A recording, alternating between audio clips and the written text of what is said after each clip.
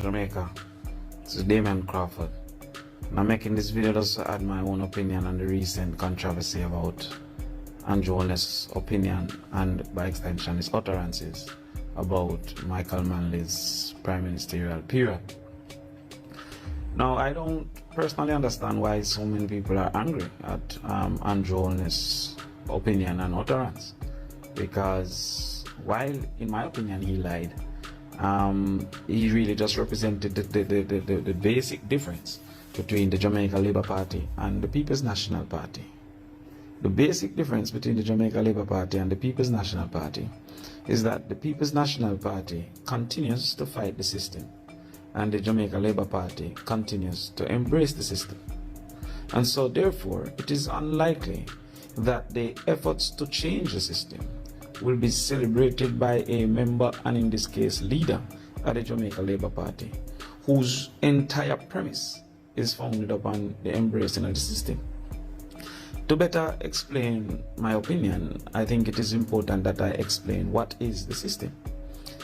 The system is a set of interconnected variables that work together to maintain the status quo. So we're going to go back to it. It's a set, which means more than one, of interconnected variables. That means more than one, again, plural variables that work together to maintain the status quo.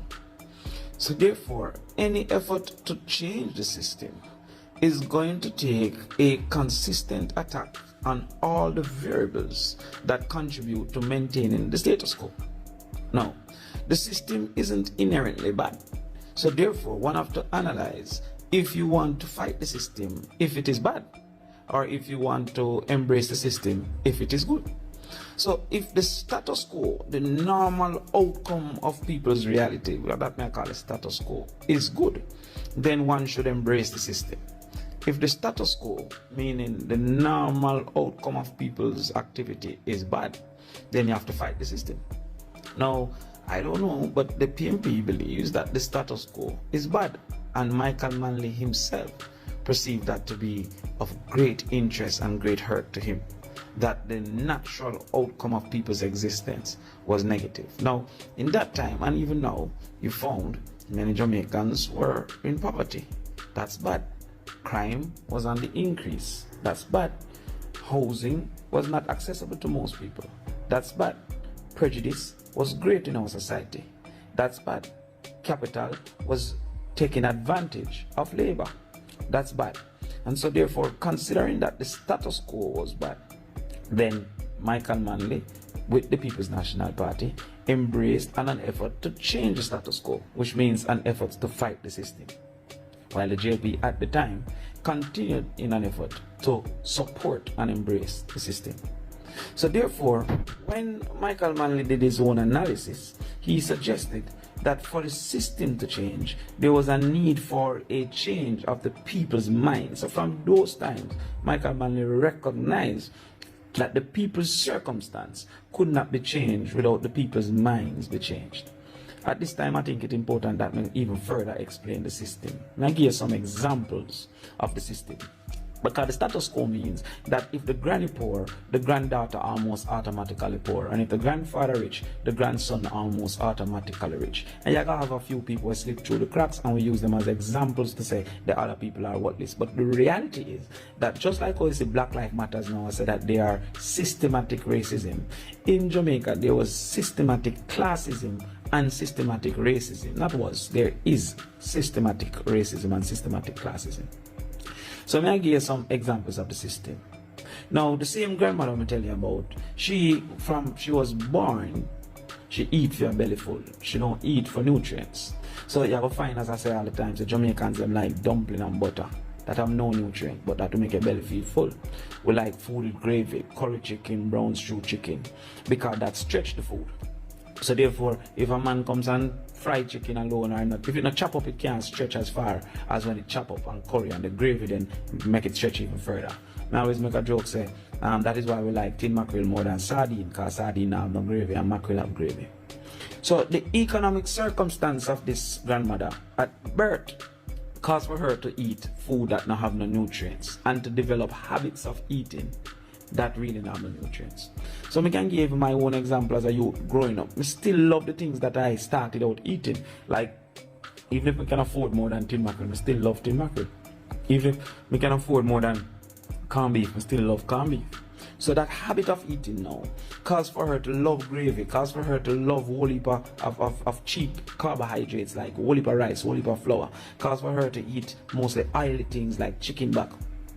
And by extension, by the time she had 35, she will have what you call non-communicable disease. She have diabetes, she have high blood pressure and stuff like that.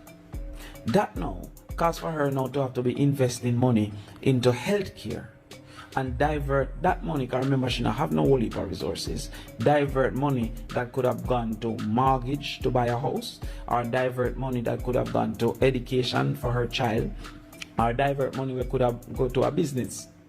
So that diversion of money started from the habits created from she born I eat dumpling and butter and curry chicken back. Started from there because she not eat for the nutrients. So what happened now is that her daughter not get the experience, not get the exposure, not get the extra class, not get the books, not get the calculator, and by extension not get no subject. Her daughter now come in and start to work as a helper for the same person where she was a helper for.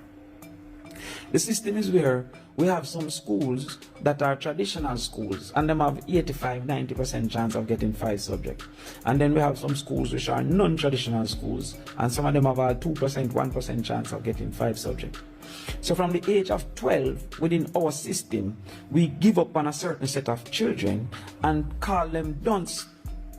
Now the fact is, that these children have given enough evidence that they are not dunce. The simple fact that them can walk and or talk. If a person can walk, them never born a walk, which means them learn to walk. If a person can talk, them never born a talk, which means them learn to talk. Yet somehow a person bright at 9 months become dunce at 19. That is not the person. That's a set of variables working together to maintain the status quo.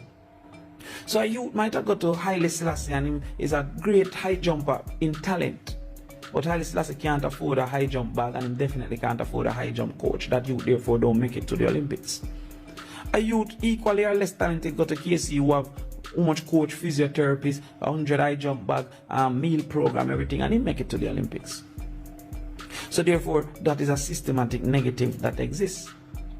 The system is where our mind tells us that every Christmas the poor should buy something and the rich say they're going to sell something. So every December we want paint, we want curtain, we want party ticket, we want clothes, we want dress up, and every January we broke. But you check it out. You check the Indians, you check the Chinese, you check the man them who own things, the people who are wealthy. Every Christmas them I say, yo, where them people want to buy, make us sell it. Every Christmas price man say, yo, we need to bake more cake. Every Christmas KFC I say, yo, we need to have a special. Coats I say, yeah man, we are waiting for them. Every Christmas the people them downtown I say, yeah man, them are come. Burger Paint I say, yeah man, we are going to sell some more things. The rich say what them are going to sell December and the poor say what them are going to buy. Causing the poor to continuously be poor in January and the rich to be even richer. So there's a set of variables, as may I explain to you, that even cause for when you go to hospital, you don't have insurance and so therefore you can't get a surgery. That cause for you not to be able to do a yearly checkup and so until you get blind. You don't know say you have diabetes until you lose a foot. You don't know say you have diabetes because the system is that variable working together to just maintain a status quo. If you would find out say you have diabetes before you're blind, then your quality of life would have longer and your earning potential would have longer. The last example I give you about the system is where the inner city communities don't recognize that no uptown community fight. Anywhere there's high violence, there's high poverty. Because risk reduce price, including the individual's price. So you have some youth now when them apply for your work, them address can't go up on the application because nobody will take them. That is not a past thing, that's a current thing. So Michael Manley now meditate on this thing and say, yo, if we are going to change Jamaica, we have to start to change the system because the only way Jamaica can change is if the status quo change. So he come and say, yo, alright, when I look at Jamaica's reality, I see say you have the more people looking at work than people providing the jobs. And you used to have people who would go to the front of the farm or go to the front of the factory, line up and try to underbid the man who get the job. So a man say, yo, me take 5,000 and the next man beside him say, no man, me take 4, and the next man say 3. And therefore, because a man think half a bread is better than no bread at all, he used to just work for nothing. Michael Manley come and say, okay, the only way we can take care of the vagaries of demand and supply, which means that the demand for labor was outpaced by the supply of labor, therefore driving down the price of labor. He said we had to put a rule in place that the price of labor, called a wage, cannot go lower than X. That's how minimum wage come in. So therefore, enough of who work for minimum wage now, 7.5 or 7.8 or whatever minimum wage is now. Ask yourself, if this wasn't in place and a man offer you 2,000 to do the same work, you'd have possibly take it because you have no other option, no other work. Michael Manley calls for us to be able to say no lower than X is supposed to be the wage. Whether it is too low now or not, before Michael, there was no such limit. And I have seen with my own eyes, on some of these, especially some of the Chinese work, where 10 man at work and 40 man sit down waiting on the demise of one of the 10. Waiting for the Chinese to say, no good or no worker, no good, go home. And one of them jump in. So it would have been the same without Michael Manley. Michael Manley recognized, because at the time, it was based on physical work. Work was based on strength more than brain, especially for black people. So, I tell you, say, in the 70s, if you're doing research, you know that bank work, bank teller couldn't be no black people. Storefront worker could have been no black people.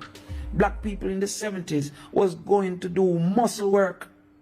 And by extension, women were at disadvantage because just by natural blessing, the average man stronger than the average woman. And so them used to see now to actually now pay women less for the same hours of work because she not have equal strength. Context me I go in somewhere where I'm going, you know. And Michael Manley say, yo, you can't have half the society being disadvantaged by their biological realities. And so by extension, Michael Manley said equal pay for women. Now meditate on these people. It was just the last election, not Trump. Trump versus Hillary Clinton. In the big United States, that equal pay for women was being discussed as a law. Michael Manley give Jamaica equal pay for women. From the 70s, people. We'll come back again. Michael Manley observed the system and recognized that if more of our society was women family dependent, because what, you know, because from slavery they have trained men to feel that they have no duty to the unit of family, you know. See, so therefore most of our families were single parent families provided for by women. So if you didn't protect women, you couldn't protect family, you couldn't change the status quo. The children outcome couldn't be improved. And so the man got further than equal pay for women and say, yo, okay, when a woman is pregnant, she should, in the last stages of her pregnancy, receive maternity leave. Before that, when your belly starts show, them send you home. Because no employer wants to pay 2 workers to do 1 work. And when a lady is on maternity leave, she has to be paid and her duty is carried out by somebody else who have to be paid. So employers never wanted to do that work. That carry out that act of paying 2 people. And so the employers were saying, yo, you hear me? If you're pregnant, go home. Michael Manley said that can't work. They're right. They're right. The man go further now and say, yo, when I look at what is happening, the people's willingness to depend on other people was the reason for them to always not fight for their own rights. Because dependence means the person you depend on must like you. And so the man come with self-reliance. Because, watch me, in slavery, the slaves could have been paid equal to the shelter they got, which was nothing, the food they got, which was minimal, and the clothing that they got, which was basic. But you could have given them enough money to buy that exact thing. You could have given them enough money to rent equal kind of shack houses, to buy equal time of nothing food and to purchase equal time of limited clothing. However, the slave owner never wanted to give them that independence of purchase, because if the slave depend upon him for food, depend upon him for clothes, depend upon him for housing, he's less likely to run away. That's why you see even Andrew Holness them now, when a COVID are going to look at 10 grand for depend upon them. Nobody's saying we're going to get insurance, unemployment insurance. Them are going to free 10 grand to maintain dependence, because when you depend upon me, you need for me to like you. Otherwise you don't get what you depend on me for. Michael Manley, from as far back as the 70s, the man said, we must be independent in ourselves. Now, I beg on people, but if you read a book for me, please, called The 7 Habits of Highly Effective People. It's a book that changed my life. Big up Taylor Reynolds, who did lend me that book from UA. And the book says, the ultimate state of human existence is interdependence, which means you can depend on me and I can depend on you. That means that if you can depend on me, I must first be independent so that you can depend on me. And if I am going to depend on you, you must also be independent so that I can depend on you. So the book said you start from dependence and you graduate to independence so that you can achieve interdependence. One of Jamaica's biggest problem is that we have so much people dependent and so few people independent that there is no interdependence. We have a set of people who always a borrow but never can lend. We have a set of people who always a beg but never can give. And so therefore Michael from them time meditate and say, if we have a country that is going to be great to achieve synergy, we must create independent people. And by creating that independent people, then now them are going to be able to now depend upon each other. So just like how if you have a wife at work and a husband at work, the two can go get NHT. But if you have a wife at work and a husband at work, only one can get NHT. Now you can see how different your house is going to be if only one can get NHT. You pretty where me I come from. So the man said, alright, we are going to now seek to change the system by making our people independent. That's how the man come with education, free education.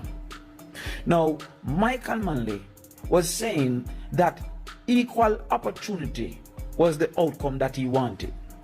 But equal opportunity or equal access then in education, equal access had to start with access. If you had no access, you couldn't have equal access.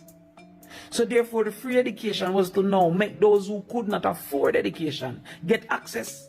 You go ask some people who are 70 now and 60 now. Said some of them couldn't go to school. You'd have to choose one child for school and the rest stay home. That's the Jamaica that the man tried to change. So when we see some of them schools are still popped down, it's because the reality is that we have not graduated from just seeking access to now seeking equal access, because the equal speak to quality access. So we stuck at access because we don't get to reach quality access yet. So Michael I say, yo, listen, me are gonna now start access by not making affordability be a deterrent to access. And not only to secondary school. The man carried to university. Enough black man couldn't there university. Enough regular poor people could have cut them off a university. Then the man look again and say, a man cannot be independent if he earns nothing. And so therefore, if we want to increase the feeling of being someone in our society, we have to improve the environment around the people. And one way to improve the environment was to pay the same people to go about cleaning up them environment. And that's how you get crash program. Now, even in today's day, for political patronage, enough people are out there with unplanned bushing program. Andrew Holness himself put 60 million or 60 how much million in a bushing. I mean, I remember 600 million I think it was in a bushing. When we say after this bushing, nobody enough escape in the bushes after the 600 million.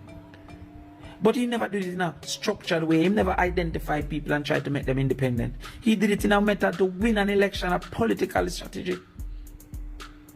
Michael Manley said, yo, we're not trying to give you free, because if we give you free, you're a dependent. We are going to make you earn it by increasing and improving your environs, by extension increasing and improving the nation. And from improving the nation, you then now become interdependent, because I can depend on you to carry out your duty, which you're paid for.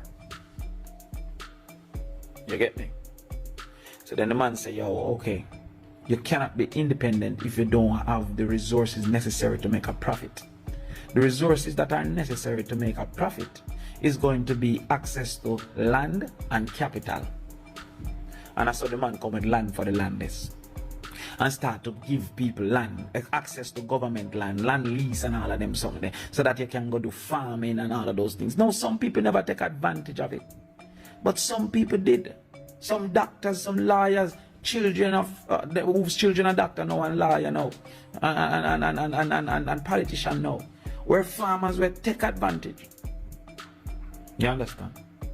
And the man said, if it is that, because you see the same thing when Mayor even Andrew said, oh, somebody go out, I figure me my talk. I'm not going to tell him how much money I'm going to make off about this Christmas. I'm just going to just make it and just cool. The informative information presented in this video is motivational and is positively aimed at inspiring, educating and entertaining the viewers with the cutting edge of critical reasoning. If you enjoy the contents on the Black Radar YouTube channel, please consider subscribing to show your support.